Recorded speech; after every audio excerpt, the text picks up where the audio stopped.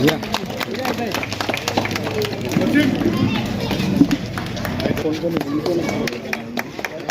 भाई साहब इधर देख। अख्तर भी बोला। अख्तर आप जावेद कुरैशी साहब का इस्तेकबाल करेंगे। माजिद भाई जनाब जावेद कुरैशी साहब का इस्तेकबाल करेंगे। कदीर भाई जनाब जावेद कुरैशी साहब का इस्तेकबाल करेंगे। कुरैशी साहब का इस्तेकबाल करेंगे। भाई वीडियो में सिर्फ अतर भाई जनाब जावेद कुरैशी साहब का इस्तेकबाल करेंगे। अतर बॉन्ड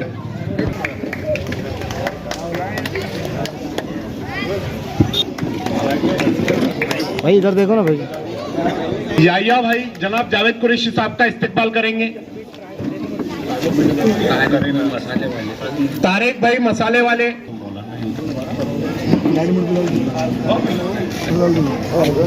साहब इधर से जनाब जावेद कुरैशी साहब के इस्तेकबाल में रखा गया है।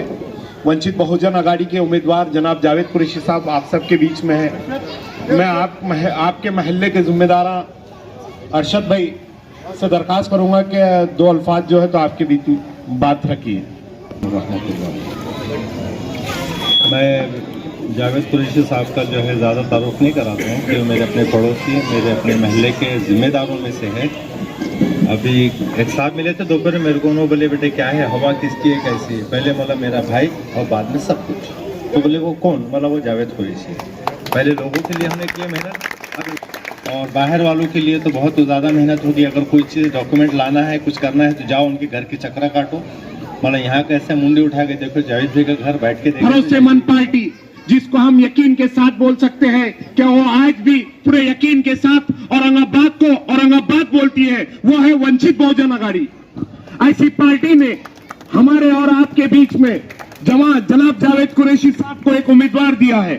पिछले कुछ दिनों पहले एक पत्रकार ने जनाब जावेद कुरैशी साहब से बाड़ा साहब के सामने पूछा, बाड़ा साहब जनाब जावेद कुरैशी साहब क्या आपने वंचित बहुजन अघाड़ी क्यों ज्वाइन की और वंचित बहुजन अघाड़ी में आपने ऐसा क्या देखा जो इतने सारे पार्टियां सेकुलर होने के बाद में वंचित बहुजन अघाड़ी को आपको ज्वाइन करना पड़ा। तो जनाब जावेद कुरैशी साहब ने एक ही अल्फाजों में एक ही जवाब में कहा, क्या मैंने वंचित बहुजन अघाड़ी में एक चीज देखा है, पिछले 70 सालों में हमारे बीच में हजारों एमपी हजारों एमएलए मुस्लिम आए और मुस्लिम गए, सैकड़ों मुस्लिम पार्टीज आई, लेकिन पूरे हिंदुस्तान में कभी किसी ने यह नहीं सोचा कि नबी करीम सल्लल्लाहु अलैहि वसल्लम की शान में गुस्ताखी होती है और गुस्ताखी करने वाला झटके में पुलिस स्टेशन में जाने के पहले घर पर आ जाता है। तो ऐसे में किसी ने यह नहीं सोचा कि कोई कानून बनाया जाए। तो जनाब जावेद कुरैशी साहब ने कहा कि वंचित बहुजन अघाड़ी के एडवोकेट बाड़ा साहब ने पिछले कुछ दिनों पहले महाराष्ट्र असेंबली में एक बिल पेश किया जिसका नाम है प्रॉफिट मोहम्मद बिल, जो नबी करीम सल्लल्लाहु अलैहि वसल्लम की शान में जो भी गुस्ताखी करेगा उस बिल के तहत सेशन कमेंट के तहत वो सीधा जेल जाएगा। ऐसा बिल प्रकाश अंबेडकर साहब ने असेंबली में पेश किया। मुझे वंचित बहुजन अघाड़ी में दाखिल होने के लिए इससे बड़ा कोई अल्फाज नहीं है कि मैं ये बिल जो प्रॉफिट मोहम्मद बिल जिसने पेश किया उसीलिए मैंने ये देखकर वंचित बहुजन अघाड़ी में ज्वाइन किया। जब तमाम महाराष्ट्र में औरंगजेब रहमतुल्लाह अलैह का नाम लेने के लिए लोग डर रहे थे, लोग कन्या काट रहे थे, ऐसे में जनाब प्रकाश अंबेडकर साहब औरंगजेब रहमतुल्लाह अलैह की मजार पर जाते हैं और तमाम दंगों को रोकते हैं। इसीलिए मैंने वंचित बहुजन अघाड़ी ज्वाइन किया। ये जनाब जावेद कुरैशी साहब ने तमाम चीजें गिनवाई। उतने में प्रकाश अंबेडकर साहब ने भी कहा, आपने जनाब जावेद कुरैशी साहब से तो पूछ लिया, मुझसे भी पूछना चाहिए कि जनाब जावेद कुरैशी साहब को मैं टिकट दे रहा हूं तो क्या काबिलियत है। तो जनाब प्रकाश अंबेडकर साहब ने कहा कि वो ये जावेद कुरैशी है जो अपने समाज के लिए बंबई से औरंगाबाद मुस्लिम आरक्षण के लिए पैदल जाता है, इसीलिए मैंने टिकट दिया हूं। ये वो जावेद कुरैशी है जिन्होंने अपने समाज के लिए अपनी नगर सेवक पद होते हुए कोई भी शख्स, हमारे पास में भी कई दंगे हुए, अभी पिछले साल यहां ही हुआ था अपने पास में, 3 बच्चे शहीद हुए, किसी नगर सेवक ने एक मेमोरेंडम नहीं दिया, लेकिन जावेद कुरैशी साहब ने धुलिया के धक्के के वक्त अपने पद से इस्तीफा दिया था। ऐसे समाज के नेता को मैं टिकट ना दूं तो फिर किसे दूं? आप सभी जानते हैं जनाब जावेद कुरैशी साहब के कुर्बानियां बहुत है। जनाब जावेद कुरैशी साहब ने सियासत को हमेशा इबादत की तरह किया है, कभी तिजारत की तरह नहीं किया है। और जनाब जावेद कुरैशी के लिए आप सब जानते हैं, जनाब जावेद कुरैशी पूरे शहर में, जावेद कुरैशी को आप एक वोट नहीं देना। अगर कोई जनाब जावेद कुरैशी साहब को एक दाग लगा दे, क्या मेरी जनाब जावेद कुरैशी की तरफ 1 इंच जमीन है, मेरा 1 रुपया खाया है, इसी ने कोई गद्दारी की है, ऐसा एक भी दाग जनाब जावेद कुरैशी के आंख पर नहीं है। और ऐसे उम्मीदवार को वंचित बहुजन आघाड़ी ने टिकट दिया है। बस मैं इतना कहकर अपनी बात को खत्म करता हूं। अस्सलाम वालेकुम। और इसके बाद में मैं सीधा दावत जो है तो जनाब जावेद कुरैशी। मुर्गी नाले के मैदान में ये जो जलसा मुनक्किद हुआ है, कभी बचपन का जो है ये एरिया हुआ करता था, यहाँ बचपन में हम भी आते थे, यहाँ बौड़ी थी, बहुत छोटे छोटे थे। और यहाँ पर कदीर भाई बैठे हुए, अरशद साहब बैठे हुए। कदीर भाई की तो नहीं आना, तेरा चचा मेरे को बहुत घूर घूर के देखता, तू यहाँ से चले जा अभी। तो ये सारी यादें जो हैं, ये पुराने सारे शहर को लोगों को देख के याद आ रही है। 70 भाई का बर्फ देख के याद आ रहा है कि 70 भाई के बर्फ का गोला या उनका बर्फ स्कूल को जाते वक्त आता था। आज वो चेहरे देख के अल्हम्दुलिल्लाह जो है मुझे वो सारी बातें याद आ रही कि असलम साहब है, कभी हम तू मैं कर लेते थे दोस्ताने के अंदर। तो ये सारे लोग यहाँ पर ऐसे मौजूद है, अल्हम्दुलिल्लाह वो चेहरे सारे मौजूद है जो मुझे बचपन की सारी चीजें याद दिला रहे हैं। अजीज तरीन साथियों, और असेंबली के इलेक्शन के अंदर बहुत सारी पार्टियों के बहुत सारे उम्मीदवार मौजूद हैं। 2009 में भी मैंने असेंबली का पूर्व मतदार संघ से इलेक्शन लड़ा था और अल्हम्दुलिल्लाह जो है उस जमाने में जितने बड़े बड़े लोग इलेक्शन लड़ रहे थे उसमें से मैं बहुत छोटी हैसियत का इंसान था। बहुत छोटी मेरी सियासी जिंदगी भी उस वक्त बहुत छोटी थी, लेकिन अल्लाह ने जो है वहाँ से भी जो है रुसवा नहीं किया और 13,000 के करीब वोट वहाँ से हासिल करके हम निकले। और ये वो 13,000 वोट थे जो औरंगाबाद शहर के मुसलमानों को जगाने के लिए काफी थे। ये जो कांग्रेस एनसीपी ने एक भ्रम फैला के रखा था मुसलमानों के बीच में कि हम लोग जो है चुन के नहीं आ सकते, हमारे पास उतने नंबर नहीं है, यानी उतने वोट नहीं है कि हम चुन के आ सकते। ये 13,000 वोट ने मुसलमानों की सारी गलतफहमियों को दूर कर दिया। और मैं जो बार बार कहता था कि बल में बल हमारा बल, हमारे पास वोट है, हमारे पास वोट रहने के बाद उसके बावजूद भी हम ऐसे लोगों को जो है सत्ता में भिजा देते जिनका 3% का आबादी है इस शहर में, 3% वोट उनकी कम्युनिटी के नहीं है। और जब मुसलमान 40% है वो खामोश बैठा तमाशाई देख रहा है और 3% का उम्मीदवार को हम चुना के भेज रहे हैं। अजीज तरीन साथियों, ये तो पहले के वाकयात है। इलेक्शन से पहले मैं 14 से पहले चले गया था, लेकिन 14 के बाद से यहां पर अगर मुसलमानों का सियासी शऊर जागा, सियासी इत्तेहाद बना, उसके अंदर इस जावेद कुरैशी का बहुत बड़ा कंट्रीब्यूशन है अल्हम्दुलिल्लाह। बात यहां से शुरू करूं कि 14 के इलेक्शन हुए, दो पार्टीज के अंदर वोट बटे और हमारा मेंबर ऑफ असेंबली यहां पर चुन के आ गया। लेकिन आप इस बात को भी नोट कर लीजिए कि वो जो 60,000 61,000 वोट हमारे को मिले थे वो हमारी जीत नहीं थी। ये तो हम तकसीम हो गया था, सामने वाला मुखालिफ पार्टीज तकसीम हो गई थी तो हमारी सीट चुन के आ गई, लेकिन हमारे पास वो नंबर आज भी नहीं है, आज भी नहीं है। इस बात पे गौर करो और जरा जहन पे जोर डालो कि आज भी हमारे पास ज्यादा वोट जरूर है, जीतने वाले वोट हमारे पास नहीं। 14 के इलेक्शन हमने देखे, बंटवारे में हम निकल गए। 19 का पार्लियामेंट का इलेक्शन आया, 19 के पार्लियामेंट के इलेक्शन में वंचित बहुजन आघाड़ी और मजलिस इत्तेहादुल मुस्लिमीन का अलायंस हुआ और यहां से एक मेंबर ऑफ पार्लियामेंट चुन के गया।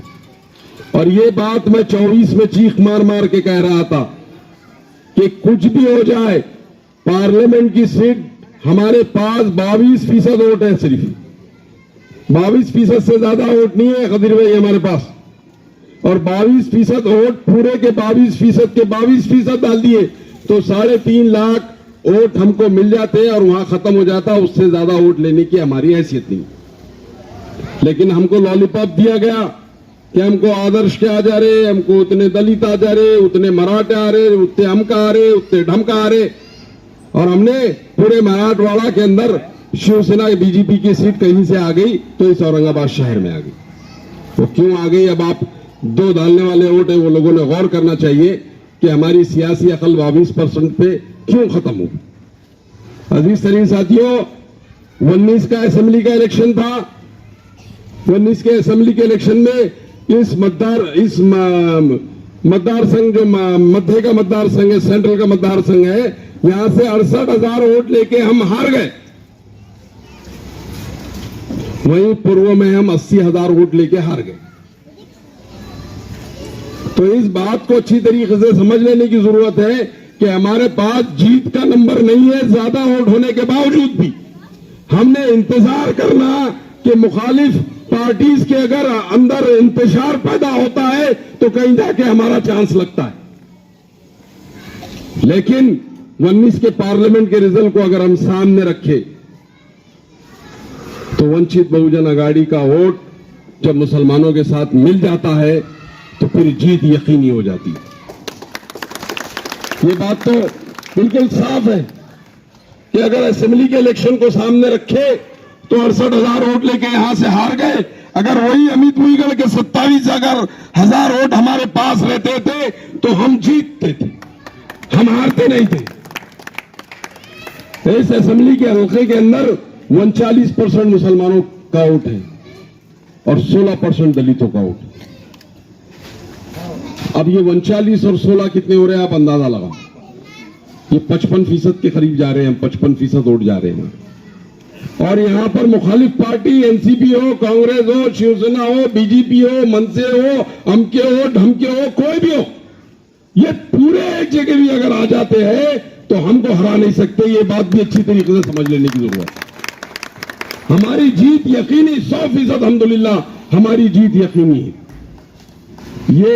ये मुख्तसर साथ जो है तजिया मैंने जो है 10 साल के इलेक्शन में जो 6 इलेक्शन 10 साल में हुए उसका इसलिए किया कि अभी मैं वंचित बहुजन अघाड़ी का उम्मीदवार हूं और मैं आप लोगों के पास ये गुजारिश लेकर आया हूं कि मैं 30 से 35,000 वंचित बहुजन अघाड़ी के वोट आपके पास लेके आ रहा हूं।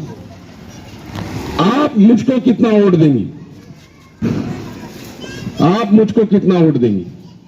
और अगर हम मुसलमानों के 60% वोट भी एक जगह डाल देते हैं तो अल्हम्दुलिल्लाह ये सीट को कोई हरा नहीं सकता। और आने वाला इलेक्शन का जो मंजरनामा दिख रहा है वो मंजरनामे के अंदर मुझे आज एक पत्रकार कह रहे थे कि आपको कौन सी उम्मीदवार आपको ज्यादा टफ फाइट दे सकता। मैं बोला हमको कोई टफ फाइट नहीं दे सकता। हमको अगर कोई टफ फाइट दे सकता तो औरंगाबाद की अवामी टफ फाइट दे सकती, क्योंकि हमारे पास वो समीकरण है, वो जीत का समीकरण हमारे पास है। अब हम इसको कैसा लेते हैं, कैसा देखते हैं, ये देख लो कि वो मैं वाहिद उम्मीदवार रहूंगा अल्हम्दुलिल्लाह। इस औरंगाबाद शहर में मुसलमान वाहिद उम्मीदवार रहूंगा जो ये दावा कर रहा कि 30 से 35,000 वंचित बहुजन अघाड़ी का वोट आपकी झोली में डालने की। वहां पर असेंबली के अंदर अगर सेकुलर पार्टीज के साथ आपके नंबर ज्यादा है तो आप समझ लिए फिर आपके खिलाफ कोई कानून नहीं बनेगा। आज ही जो है सीएए को मंजूरी मिल गई, मुसलमानों के खिलाफ एक और कानून को थोप दिया गया, 3 तलाक के मामले को थोप दिया गया, मॉब लिंचिंग में कत्लेआम का सिलसिला चालू है, फसादात में मुसलमानों का जाली और माली नुकसान चालू है। ये सारी तकालीफ को दूर करने के लिए इसका वाहिद एक हल है और वो है हल सियासत। कि हम सियासत को किस नजर से देखते हैं। मैं समझता हूं कि आज के वक्त में हमको सियासत को इस नजर से देखने की जरूरत है कि वहां पर नंबर हम किसका बढ़ाते हैं, फिरका परस्तों का नंबर बढ़ाते हैं क्या उन पार्टीज का नंबर बढ़ाते हैं जो हमारे खिलाफ में कानून नहीं बनाती। वंचित बहुजन अघाड़ी इस बात को लेकर कमर बस्ता है कि हम जो है हम उन पार्टीज के साथ जाएंगे, उन सेक्युलर पार्टीज के जाएंगे और ये जो हमारे लिए नए नए कानून बन रहे हैं इन कानून को रोकेंगे। और जिस दिन अल्लाह के करम से आप लोगों ने इस नाचीज को एमएलए बना दिया, मुझे इस वक्त इसलिए बहुत शर्म आ रही बोलने को कि ये जितने लोग यहाँ स्टेज पे बैठे हुए यार, सामने भी बहुत सारे लोग हैं जो इनके सामने मैं ये बोल रहा हूं कि मैं एमएलए बनूंगा, क्योंकि ये सब लोगों के सामने का बच्चा हूं। मैं बहुत छोटा बच्चा हूं, पूरा बचपन इनके साथ गुजरा है मैं। और मैं